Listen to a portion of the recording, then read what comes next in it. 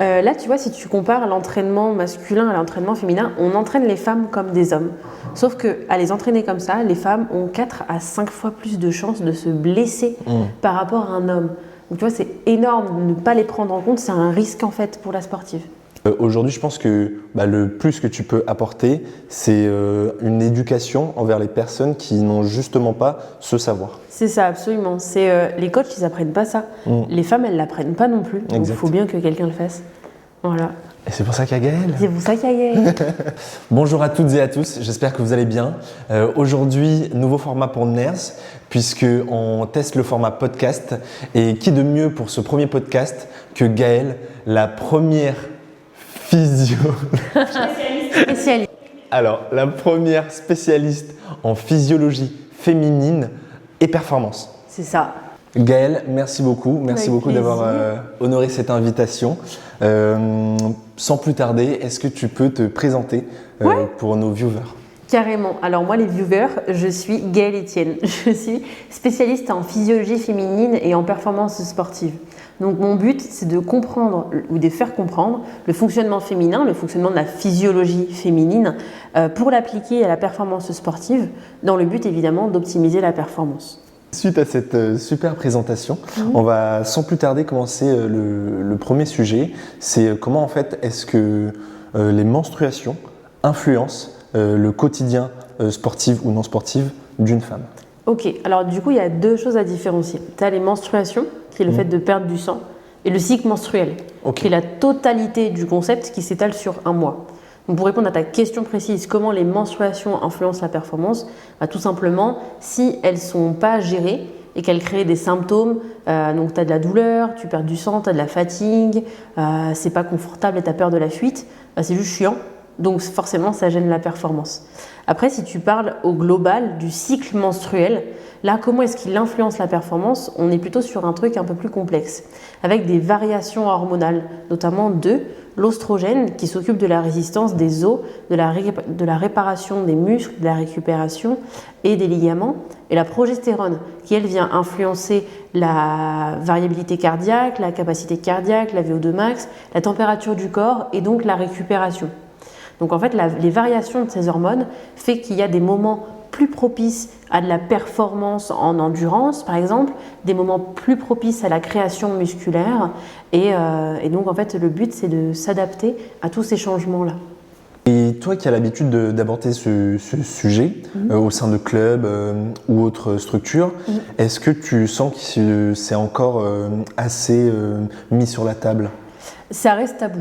On est quand même sur une thématique qui est tabou et on est sur une thématique surtout méconnue.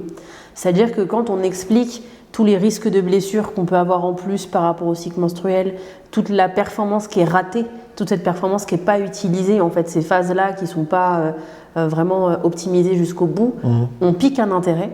Mais comme c'est un sujet qui est vraiment peu abordé et dont naturellement on ne parle pas forcément, on le rate, tu vois. On le rate. Donc dès qu'on est sensibilisé à quel point c'est utile, là les gens sont vraiment intéressés, à moins que ce soit Michel, 70 ans, qui ne veulent pas changer son entraînement, tu vois. Mais autrement, les gens sont curieux et ils ont envie d'avancer là-dedans. Et puis ça y est, c'est de la mode de parler des femmes, de dire qu'il faut qu'on change pour les femmes. Donc on a cette dynamique-là qui a été créée, mais il faut quand même aborder le sujet. Il faut le lancer. Très bien, il ne faut pas juste le survoler ou le mettre sous le tapis. Voilà, il faut dire, non, ça, ce dont tu parles là, c'est pertinent, le cycle menstruel, c'est pertinent. Ça peut donner des risques de blessures, ça peut donner de la performance oubliée, ça peut donner des contre-performances. Ça n'a pas de sens d'entraîner une femme comme un homme, c'est pas la même chose, biologiquement parlant. Et une fois que tu le dis ça, la personne, elle dit, bah oui, c'est logique. Je dis, bah ok, viens, je t'apprends tout ce que je sais, bouge pas. Et maintenant qu'on a mis, nous, ce sujet sur la table, comment toi, est-ce que tu peux apporter des solutions aux problématiques que rencontrent ces femmes qui sont soit mal coachées ou mal orientées ? Donc il y a plusieurs types de solutions. La première, c'est apprendre. C'est un sujet qu'on n'apprend pas à l'école. On ne sait pas comment ça marche, donc il faut apprendre comment ça marche, pourquoi et quels sont tous les tenants et aboutissants en fait. Donc ça, première solution, une conférence, une intervention. Voilà, je passe, je viens, je t'apprends ce que je sais, par groupe ou autre, pas de souci. Deuxième solution, maintenant qu'on sait tout ce qu'on a à savoir sur le cycle menstruel, comment est-ce qu'on l'utilise ?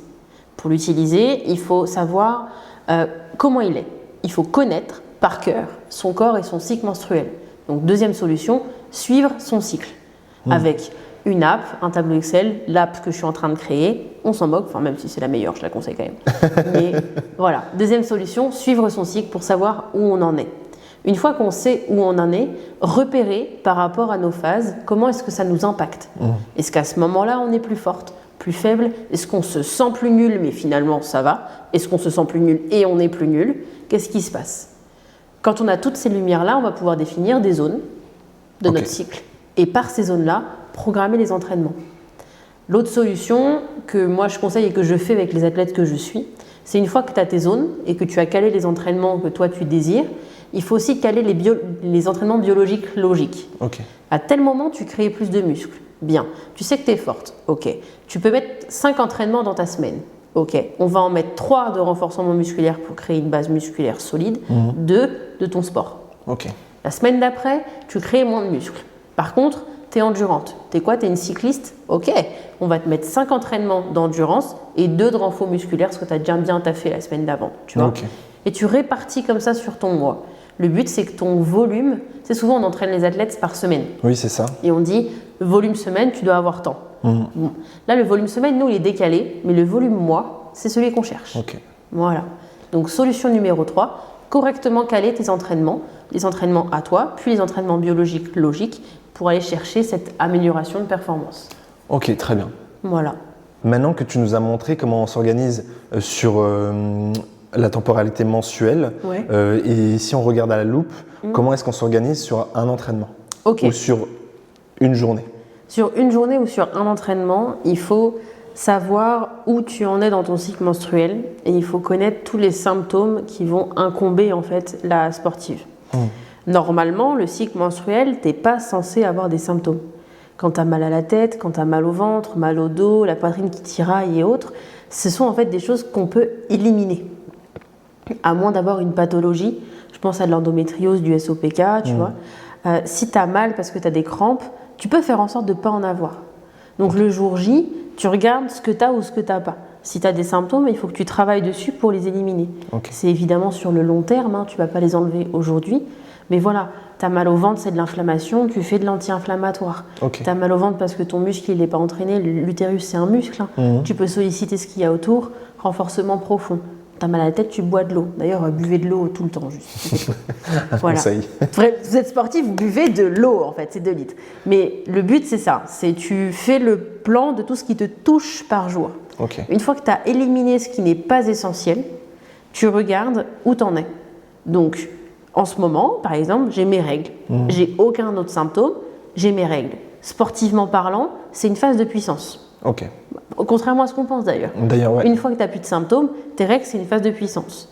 Là, je sais que je construis plus de muscles qu'à l'ordinaire, basé sur une autre phase. Donc, j'ai envie d'aller à la salle de sport, parfait, je vais faire une séance fessier. Et tu réfléchis ça comme ça. Ça répond? Ouais, parfaitement. J'ai encore dit parfait. Non, parfaitement, c'est ok.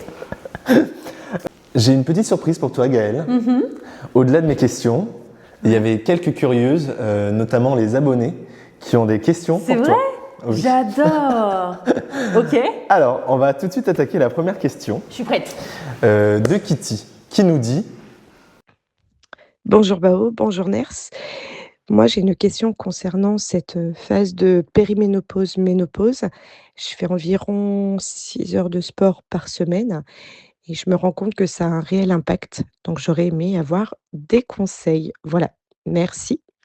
La périménopause, c'est une phase qui est complexe parce qu'en fait, tu as tout un changement hormonal qui s'opère dans ton corps. Si on va dans la précision, tu as 3 types d'oestrogènes dans le corps. Le premier type d'oestrogène, c'est celui que tu utilises pour ton cycle menstruel de base. Le deuxième type d'oestrogène, c'est... Il va nous faire chier le truc qui passe. Donc la période de périménopause, c'est une période qui est compliquée pour ton corps parce qu'on est dans une phase de transition. Si tu veux, dans le corps, tu as 3 types d'oestrogènes. On va dire que tu utilises le premier type principalement pour ton cycle menstruel de base et que tu es dans une bascule vers un autre type d'oestrogène. Donc ton corps, il fait cette transition qui est compliquée. Ça t'impacte dans ta performance parce que tu vas avoir des symptômes. Alors, je ne connais pas de symptômes, mais j'imagine que ça peut être bouffée de chaleur, j'imagine que ça peut être fatigue, j'imagine que ça peut être irritabilité. Pour combler ce changement-là, il faut que tu ailles faire de l'alimentation pro-hormonale. Tu te renseignes, il y en a plein. Franchement, tu as les IA aussi maintenant, tu peux demander. Mais globalement, c'est du soutien avec des bons gras, oméga 3, lipides et tout. Tu vas avoir pas mal de glucides, des protéines. Énormément de protéines. Il faut de la protéine en périménopause. C'est pas avec ça que tu vas faire du gras. Il y a beaucoup de femmes qui ont peur de ça. Donc voilà, pas du gras. Et surtout, ce qui est hyper important pour préparer ta ménopause, c'est aller construire du muscle. Donc pareil, je ne sais pas ce que c'est le sport que tu fais, mais admettons, tu fais de la course à pied. Va faire de la muscu, va faire du renforcement. Construis-toi un capital musculaire que tu vas pouvoir brûler quand tu vas passer en ménopause. Voilà. On a la deuxième question, une question qui revient assez souvent, de Samira. Bonjour Ners, bonjour Gaëlle, je m'appelle Samira, je fais du hand depuis 3 ans, j'essaye de m'entraîner en phase avec mon cycle. Par contre, j'ai une question au niveau de l'alimentation. Est-ce que tu as des aliments à privilégier selon les périodes du cycle menstruel? Merci. J'en ai déjà un petit peu parlé lors de la première question, mais là peut-être on peut approfondir. On peut approfondir. À chaque fois que tu as un changement en fait, dans ton cycle de phase, tu as un changement hormonal et donc tu peux avoir un changement d'alimentation. En règle, le plus simple, c'est d'aller faire de l'anti-inflammatoire pour limiter l'inflammation du cycle en fait, et d'aller combler ta perte de fer. Tu es sportif, donc à chaque fois il faut de la prot. Donc là, vise anti-inflammatoire, donc antioxydants, tu trouveras anti-inflammatoire sur internet aussi parce que la liste est genre immense, mais genre tomates et poivrons si tu veux. Oméga 3, tu vas avoir tous les poissons gras, saumon, sardines. Savoir que les adultes, on est tout le temps en déficit d'oméga 3. Donc hommes comme femmes, à manger des oméga 3. Et le fer. Tu perds du sang, donc tu perds du fer. Donc il faut combler cette perte en fer. La phase d'après, tu dois continuer à combler ta perte en fer parce que faut continuer. Et ensuite, tu peux manger des aliments qui vont favoriser la création oestrogénique pour favoriser la montée en fait des oestrogènes. Donc là, pareil, tu regarderas quels aliments c'est. Sinon, sur mon Insta, il y a des posts aussi qui les résument. Parce que c'est vrai que… Allez tous voir le Insta de Gaëlle. Il est chouette, il est coloré. C'est plus dur de dire comme ça. Mais voilà, tu dois avoir des aliments qui favorisent la montée oestrogénique. À l'ovulation, des aliments qui vont favoriser l'ovulation et limiter l'inflammation. Parce que l'ovulation, c'est une inflammation dans le corps. Donc tu mixes les deux. Et ensuite, tu as cette chute hormonale et tu passes sur la phase lutéale. Donc là, lutéale, c'est encore… On est toujours sur des oméga 3, de la protéine pour la performance et choses comme ça. Voilà. Alors, on passe à la troisième question. La troisième question nous dit… Bonjour Ners, bonjour Gaëlle. Je me demandais s'il y avait des pratiques sportives recommandées durant les différentes périodes du cycle. Bonjour. Ouais, il y en a, dans le sens où souvent tu vas voir sur les réseaux sociaux, faites du pilates et faites du yoga pendant vos règles, et après pendant l'ovulation, allez-y fort et tout. Oui et non, d'accord. Le but, c'est respecter ton corps et ta fatigue. Donc si tu es plus fatigué pendant tes règles, moi je te conseille de dormir 1 heure de plus et de bien manger. Normalement, ça devrait aller mieux, mais sinon, oui, fais une séance plus douce que ce dont tu as l'habitude. Après, il y a le risque de blessure. Ça, c'est plutôt de l'échauffement. Bien échauffer, bien préparer son corps. Autrement, on peut performer dans n'importe quel sport, quelle que soit notre période de cycle, même s'il faut en fait adapter peut-être la puissance et l'échauffement qu'on y met. Autrement, je recommanderais quand même du pilates et du renforcement des muscles profonds en termes de renforcement musculaire. Ça, c'est juste pour ton bien-être général et pour le plus gros problème du cycle qui va être les crampes. Mais sinon, fais le sport que tu veux tant que tu prends soin de ton corps, que tu n'as pas de douleur, que tu n'as pas de fatigue et que tous les symptômes de ton cycle sont éliminés. Là, tu es tranquille. On part sur la dernière question. Une question qui est importante pour moi puisqu'il y a une amie qui compte beaucoup et qui a le syndrome des ovaires polykystiques. Polykystiques. Plusieurs kystes. Donc je répète, elle a le syndrome des ovaires polykystiques. Yes. Ok, merci, je me suis mal lu. Coucou Bao, hello Mers, je suis Axel et je souffre du SOPK depuis près de 10 ans. Est-ce que tu aurais des tips pour les moments où la douleur et les symptômes compliquent la vie et rendent la régularité d'une activité physique super compliquée? Merci par avance. Les ovaires polykystiques, c'est un bug hormonal de ton corps. Quand tu as les ovaires polykystiques, c'est qu'en fait, l'ovulation et la maturation des follicules n'est pas menée à terme et que ces follicules-là, puisqu'ils ne peuvent pas vivre leur vie au complet comme c'est prévu, deviennent des petites boules et des kystes. Okay, et c'est ça qui fait de la grosse douleur. Ce qui va vraiment, vraiment t'aider, c'est l'accompagnement hormonal de ton corps. D'accord ? C'est que les hormones de ton corps, en gros, ne sont pas assez puissantes, donc toi, va les aider. Et ça, c'est via de l'alimentation. Tu as beaucoup de livres qui vont t'expliquer exactement comment fonctionnent les hormones de ton corps, ce qu'elles apportent, et comment aller les soutenir via l'alimentation. Et il y a énormément de nénettes qui conseillent des petits médocs aux plantes, des tisanes, des trucs qui font vraiment du bien. J'ai des athlètes qui sont polykystiques et qui font ça, qui ont fait de l'adaptation alimentaire et où ça change. Parce que c'est du soutien hormonal. Et c'est peut-être une des pathologies, je mets des gros guillemets, les plus faciles à traiter parce que c'est du naturel et ça se trouve assez facilement. Voilà. Merci beaucoup Gaëlle. Avec plaisir. Gaëlle, je t'ai demandé de ramener un objet qui te tenait à cœur. Oui. Est-ce que tu veux bien nous le présenter s'il te plaît? Ouais, j'en ai deux. Donc le premier. Hop et le là, deuxième. oh le réflexe. C'est pas sportif pour rien. Hein. Ah bah oui, je vois ça. Du coup, le premier, c'est une bande de résistance. Ok. En fait, c'est trop bête, mais moi, j'ai commencé le sport quand j'étais jeune, j'étais au collège parce que j'étais complexée de mon corps, j'avais des TCA. Comme beaucoup, ouais. Ouais. Et j'étais toute fine. Et du coup, je me suis mise à manger. Ma maman est un cordon bleu. Donc, je me suis mise à manger et à faire beaucoup de sport pour combler ça. Donc, voilà, c'est une bande de résistance. Et j'adore cet outil sportif. J'en ai plein à la maison de plein de résistantes différentes. Donc, c'est ça. Et après, mon autre objet, c'est une cup menstruelle. Ok, j'en ai jamais vu. C'est vrai? Bah, tiens, regarde. Ça ressemble à ça. Un petit shot. Pour les moins de 18, c'est un petit seau. Donc ça ressemble à ça. C'est tout mou, c'est du silicone. Je suis trop curieux. Mais oui, elle est toute neuve. Je ne l'ai jamais utilisée, donc okay, tu peux regarder. Ça me rassure, merci. Okay. Et en fait, ça pour la petite histoire, donc ça en vrai, c'est pas la première que j'ai eue, c'est une que j'ai achetée pour mes conférences justement. C'est de la marque New Cup, donc c'est une marque qui était française et qui a disparu. Et pour la petite histoire, mes parents sont divorcés. Un été, j'étais chez mon papa et ma sœur et moi, on a eu nos règles en même temps et mon papa a voulu comprendre. Donc, nous, on lui a expliqué un peu comment ça marchait et mon papa est assez bio, écolo. Et il a fait, attendez, mais vous ne pouvez pas utiliser des tampons et des serviettes tout le temps comme ça. En plus, il a fait des recherches, il a failli faire un AVC quand il a vu qu'il y avait des perturbateurs endocriniens dedans, etc. Et il a trouvé cette petite marque et il a dit, les filles, est-ce que vous voulez tester New Cup? Il y a des tailles, il y a des résistances, vous savez si votre périnée est puissant ou pas? Alors moi, j'étais début lycée, j'étais là en mode, Paps, de quoi tu me parles en fait? Et du coup, on s'est renseigné, il nous a offert nos cups.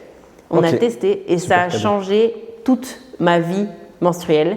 Et c'est avec la cup que j'ai compris que en fait, j'étais pas obligée de me faire chier avec mes règles, que j'ai commencé à faire toutes mes recherches et au fil de la vie que j'ai inventé mon métier. Wow. Voilà, avec ce petit objet-là. Merci papa. Merci papa. Si tu devais donner 3 points clés aux femmes qui nous regardent, ce serait quoi Gaëlle? Les 3 points clés du podcast par rapport au cycle et à la performance. Connaissez votre cycle sur le bout des doigts. Connaissez les symptômes qui vous incombent et éliminez les symptômes qui vous incombent pour quel est votre entraînement, votre performance dessus. Performez comme des femmes, vous êtes inarrêtables, vous êtes plus fortes que les hommes sur plein de choses. Et avant de finir, est-ce que tu as un message pour les femmes et hommes qui nous regardent? Vous n'avez qu'un seul corps pour toute votre vie. Aujourd'hui, on vit jusqu'à 100 ans, voire plus. Prenez soin de votre corps et prendre soin de quelque chose, c'est le connaître par cœur. Quand vous prenez soin de quelqu'un, vous connaissez cette personne. Vous savez ce qu'elle aime, ce qu'elle n'aime pas. Prendre soin de votre corps, c'est savoir ce qu'il aime et ce qu'il n'aime pas. Faites-le. Vraiment. Waouh. Sur ces belles paroles, merci beaucoup Gaëlle. Merci à toi. C'était super intéressant. C'était génial. Incroyable, j'ai adoré. Trop cool. C'est donc la fin de ce premier podcast. J'espère qu'il vous aura plu et on se retrouve très bientôt sur NERS.